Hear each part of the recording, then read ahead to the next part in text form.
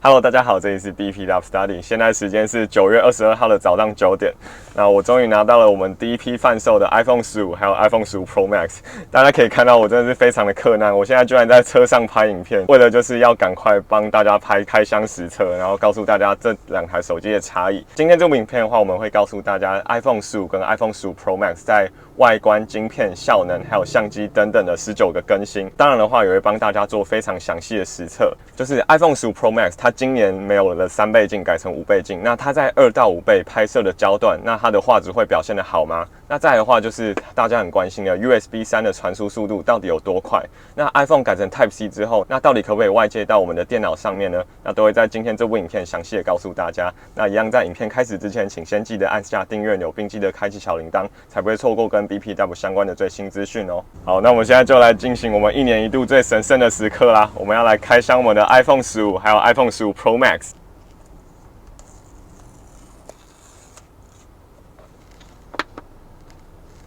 那再来的话是我们的 iPhone 15 Pro Max。那 iPhone 15的话，我是购买256GB， 然后我们是钛金属原色的颜色。那 iPhone 15 Pro Max 的话，我就是购买这次的蓝色。好，那镜头可以给大家呈现一下，这个就是我们今年15 Pro 跟15 Pro Max 的颜色。对，那我自己第一眼看到的时候，我真的觉得钛金属的原色真的很漂亮，它很像灰色，对，但是它又有点带着泛金跟古铜色的那种感觉，对，而且你从不同角度去看，它其实呈现的颜色也很不一样。最令我印象深刻的就是钛金属它的手感，对，因为它这次终于是采用了雾面的材质嘛，所以不会像以前 iPhone Pro 系列的那种亮面材质，你一摸就会有指纹印。对，当然钛金属还是会有一点点指纹印，你看我手这样子用力压一下，它还是会出现，对，但是就不会像我们之前那种不锈钢的金属来的这么明显。好，那接着我们就把萤幕拆开吧。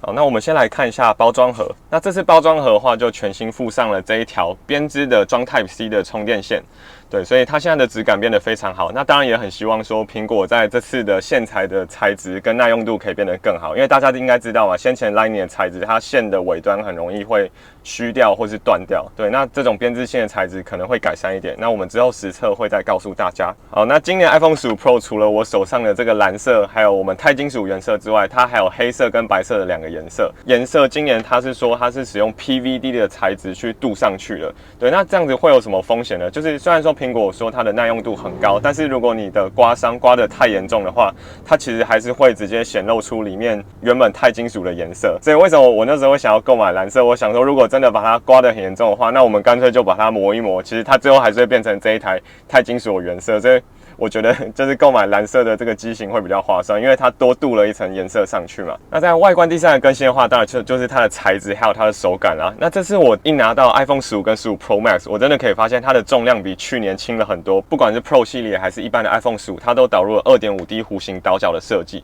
对，所以我们现在手这样子摸起来，其实会觉得手感特别的好，不会觉得以前 iPhone 很锐利、很尖锐的那种感觉。好，那接下来我们来介绍一下 Type C 的部分。那今年 iPhone 15 Pro 就是全面导入了 Type C 嘛，那它也是在 Pro 系列里面导入了 USB 3，那它每秒的传输速度是10Gbps。对，但是蛮可惜的，就是原厂它附上的这条线居然只有支援 USB 的 2.0。那如果你要享有到最快的传输速度，就要到官网再花2190元再买 Thunderbolt 第4代的传输线。对，所以真的是花蛮多钱的。对，那这次的 Type C 它有一个特别之处，就是你可以直接用你的 Type C， 然后帮2台 iPhone 互相充电。比如说我这台手机的电量比较多，那你这时候把2台手机插上 Type C 的时候，它就会由电量多的那一台充到电量少的那一台。对，所以它是会自动去侦测2台手机的电量。那在外观第5个更新，当然就是它的窄边框啊。我们可以比较一下我们 iPhone 13 Pro 跟我们的 iPhone 15 Pro 或是14 Pro 比起来，今年的边框真的窄了许多。对，但是没有像是之前大家先前传闻出会比小米最窄的那台边框来得更窄，所以其实你看久之后还是觉得这个边框没有想象中来的这么细。最后一个话就是今年首度导入了我们侧边的 Action Button。对，那它其实按起来的手感就跟音源键一模一样。简单来说，多了一个音源键在最上面。这边有观众询问说，就是如果 Action Button 它装上手机壳之后，就是还会不会好按？所以我这边也有准备了手机壳来帮大家实测。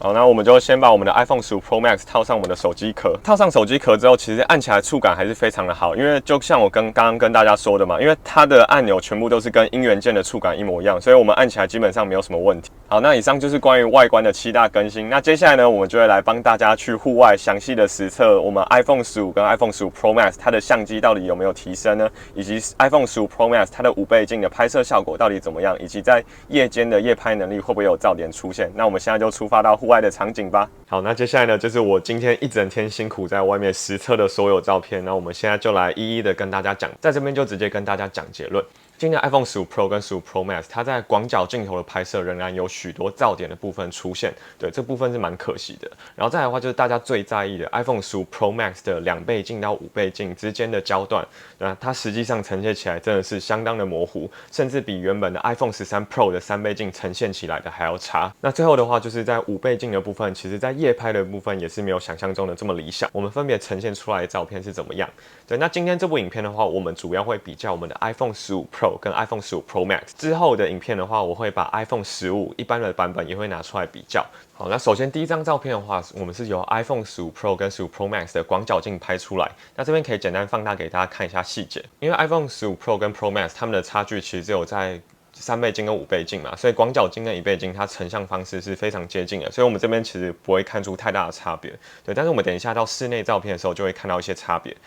那其实它整个色调真的是表现得非常的好。那这边比较值得一提的就是这张照片，这张照片我们是使用3倍镜所拍摄出来的。iPhone 15 Pro 有3倍镜嘛，但是 Pro Max 没有，所以我们可以放大看一下细节。你看，我们光看这个招牌的样子，我们就可以很明显的看到有3倍镜跟没3倍镜，它这个成像就差很多。虽然说我们看起来光源整体表现还是不错的，但是我们可以看到右半边 iPhone 15 Pro Max 它的字的细节其实就整个就消失了。那么如果再往旁边看一下窗户，你看它窗户整个色调跟整个呈现，它都变得比较模糊，有点涂抹的感觉，所以这个真的是没有3倍镜的一个蛮大的劣势。对，那再来的话，我们把画面放到5倍镜，那大家就可以发现，哇，5倍镜的成像真的就是好的非常多嘛，因为这个就是 iPhone 15 Pro Max 它的定焦镜，我们可以看到它在5倍的成像其实非常好。对，但是大家这边有发现吗？其实 iPhone 15 Pro 它在5倍镜的成像其实也是没有到太差的哦，就是这边彩色瓷砖底下的这个水泥柱。对，其实 iPhone 15 Pro 它在呈现这个水泥柱的细纹，其实还是算不错的哦。对，所以表示说 iPhone 15 Pro 跟 Pro Max 在5倍镜日光充足的情况下拍摄，其实差异没有想象中的这么庞大。好，那接下来呢，我们可以看一下我们一个小短片，那我们就来测试一下他们在一般日间录影的稳定度，然后还有在不同焦段的大小。那我们看完之后可以发现，其实它拍摄的稳定度都是非常好的，不管是在广角1倍、2倍，甚至是在 iPhone 15 Pro Max 的5倍，其实我手也没有特别用到非常稳定，对，但它拍起来其实是非常稳定的，而且这边也是没有开启 Action Mode， 就是使用它内建本身的可位移的感光元件，对，所以可位移感光元件在5倍镜拍摄的时候，其实它表现还算是不错的。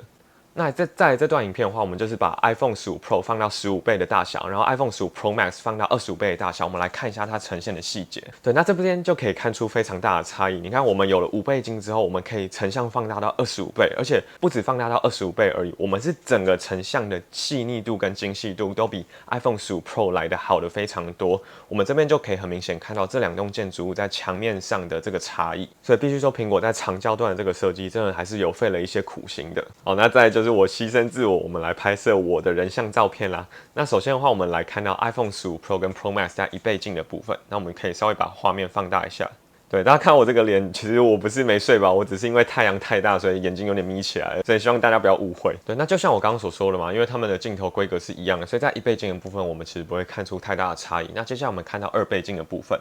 那2倍镜的部分很明显就可以看到它人像的那个侦测就跑出来了，后面景深就变得更明显。那我自己其实是还蛮喜欢2倍镜的这张照片，它真的蛮有那种人像观光客风景照的感觉。好，那在最大的差异就是在这部分啦，就是3倍镜跟5倍镜的部分。我们看到5倍镜它放大倍率真的非常的大，我的身体已经被切到剩半身而已了。对，但是这边大家唯一可以看到一个差距就是5倍镜它真的压缩感蛮严重的，我觉得我的脸又比前面几张照片变得更圆一点了。然后我们可以稍微把衣服放大看一下，我们可以发现5倍镜它在呈现我们衣服的细节，其实是呈现的非常的好的。对，所以5倍镜真的在日间拍摄真的是表现的非常的棒，这点真的是要先给它一个赞。好，那给完赞之后呢，无情的时刻就到了，我们接下来进到我们的室内拍摄。那首先我们可以先来看一下上楼梯的这个影片。那这个影片我们就是使用广角镜来做拍摄，然后并且开启动作模式。动作模式它表现真的是非常不错，我是用很奔跑的速度在快速上楼梯，对，但是我们可以看到它镜头呈现还是非常稳定。就像我刚刚前面预告讲的，就是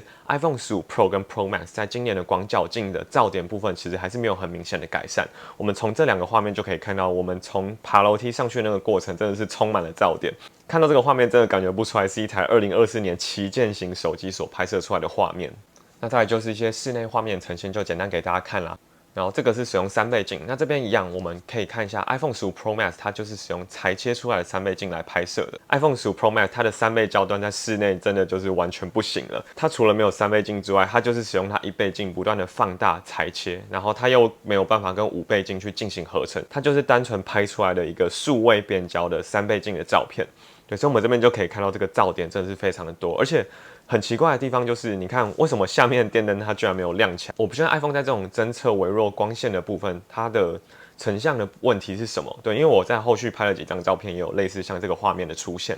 那如果我们把 iPhone 15 Pro 放大到5倍，那跟 iPhone 15 Pro Max 来比较呢？当然也是在 iPhone 15 Pro 的成像表现比较差，对。但是大家有没有觉得 iPhone 15 Pro 放大到5倍，实际上跟 iPhone 15 Pro Max 的5倍的差距没有来的像刚刚3倍镜的差距这么大？所以这部分是真的有点让我失望的一个小点，就是 iPhone 15 Pro Max 它在2到5倍的表现真的太差了。即使 iPhone 15 Pro 它没有5倍镜，但是它靠它数位放大的功能，其实也没有比5倍镜差到哪里去。好，那接下来我们也来看一部影片，这个就是使用我们的不同倍率的镜头来拍摄。我们一进场也是使用我们的广角镜来进行拍摄。那我们会先放大到2倍镜，对，在这部分的成像其实都是没有什么太大差异的。对，大家可以看到那个电灯的部分，它真的就是忽亮忽暗，它明明就是亮的，对，但有时候就是没有把它打开。如果观众知道为什么的话，欢迎在留言底下告诉我哦。好，那最后的话，我们会把画面分别放大到3倍跟5倍，这边的成像就有蛮大的差异的。对，但我坦白说，5倍镜在室内真的不太好拍。你看，就是一个这么大的窗户，对，3倍镜的话，至少还是可以呈现到一些画面。对，但是还是给大家看一下3倍跟5倍之间的差距。那这张照片我要特别提出来的讲的原因，就是因为我其实都是使用 Pro 跟 Pro Max 的2倍镜来拍摄，只是它在成像跟颜色的部分其实有蛮大的差异的，所以我不确定在iPhone 15 Pro 跟 Pro Max 内部里面的感光元件是不是有差异的？我们可以看到右边 iPhone 15 Pro Max 它在2倍镜的表现其实就比左边的 iPhone 15 Pro 来的明亮许多。好，那在照片的最后一个部分，我就会把 iPhone 13 Pro 一起拉出来讲解。那为什么会这样子做呢？其实想要给大家看苹果在这2年间的进步到底是多还是少，所以我们就拿 iPhone 13 Pro、iPhone 15 Pro 还有 iPhone 15 Pro Max 来比较一下吧。对，你看我们把照片放大到这边，大家有没有发现，其实 iPhone 13 Pro 它的成像其实也并不差，然后 iPhone 15 Pro Max 就不用说了，没有2到5倍焦段，它就是长这样子，对，就是这么的模糊。对，这个是在室内低光源底下所拍摄的照片。那我们可以放大看一下柜子的部分。之前 iPhone 13 Pro 令人诟病的这个过度锐化的这个现象，我们在夜拍的部分就可以很明显看到 iPhone 13 Pro 它的确是过度锐化。在最左边 iPhone 15 Pro 画面话，我们就可以看到它真的是，它就有一层涂抹的感觉，就没有像13 Pro 来的那么锐利。那在 Pro Max 的部分，它虽然有噪点，但是它的木头的纹路其实呈现的还算是不错的，所以在这边的话，我会投给 iPhone 15 Pro Max 一票。那其实今天最令人讶异的是，我想要来讲这张5倍镜的夜拍照片。我们可以看到这3张照片都是使用各自相机的5倍镜所拍摄出来的。但是 iPhone 15 Pro Max 它是自带5倍镜耶，但是它在这种夜拍的效果里面，居然它的表现是最差的。我真的不知道是发生了什么事情。我们曝光时间一样都是使用4秒钟，对，但是我 iPhone 15 Pro Max 我拍了3张照片，我那时候还以为是我拍错，对，但结果我3张拍出来最好的这张，它的成像居然还是不如15 Pro 的画面，对，所以我不确定它是不是在夜拍的时候就不会自动开启5倍镜的功能，它是直接用2倍镜去硬把它放大到5倍，所以才变成这种成像。但是我在相机的资讯里面看，它的确是使用5倍的望远镜头没有错。如果这张图像它呈现的倍率是正确的话，那我们真的可以看到，5倍镜它在夜拍的部分表现真的是没有非常的好，这个涂抹感已经是相当严重了。对，那因为影片时间关系，所以我其他照片就不一一呈现给大家，因为我真的帮大家收集非常多的素材。那如果观众有想要看哪些类型的照片，那特别多的话，我可以再另外拍摄成影片。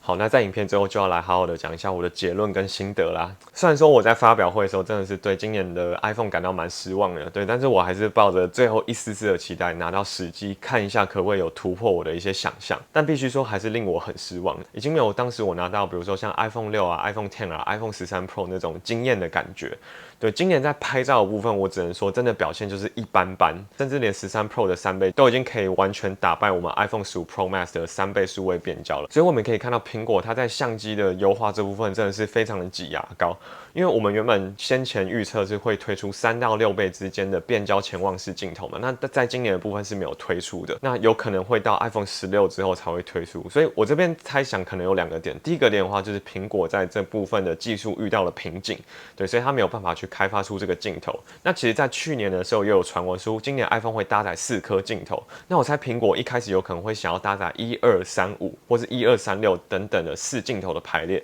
但有可能是因为成本考量的部分，所以我把这颗镜头偷掉了，所以导致最后今年的 iPhone 15 Pro Max 系列就变成这个125排列的镜头了。那自己目前体验起来5倍镜比较好用的地方，真的就是在拍摄一些很远的景物，比如说大家可以看到这张圆山饭店的照片，我在车子的副驾驶做拍摄的，那我们可以看到即使隔着挡风玻璃，但是5倍镜它呈现那个清晰度真的表现的是非常的棒。我拍摄的月亮啊，还有飞机，我就是可以直接把 iPhone 放大到25倍的最远的这个焦距，最远的这个倍率，然后去拍摄到我们的月亮跟飞机。对，所以它在这种很远距离的拍摄的确还是有它的效果的。我们就先不论画质如何，但是它至少就是可以给你放大到那个倍率。对，那影片最后就来讲讲，那你到底该买 iPhone 15 Pro 还是 iPhone 15 Pro Max 呢？那我觉得其实苹果今年已经把这个刀切得很清楚了。你如果要用3倍镜的话，那你就去买 Pro；那你要用5倍镜望远镜头的话，你就去用 Pro Max。对，所以其实今年自己是真的还蛮不推 iPhone 15 Pro Max 的。我建议大家，如果今年真的很急着要换的话，那要么就换15，要么就换15 Pro。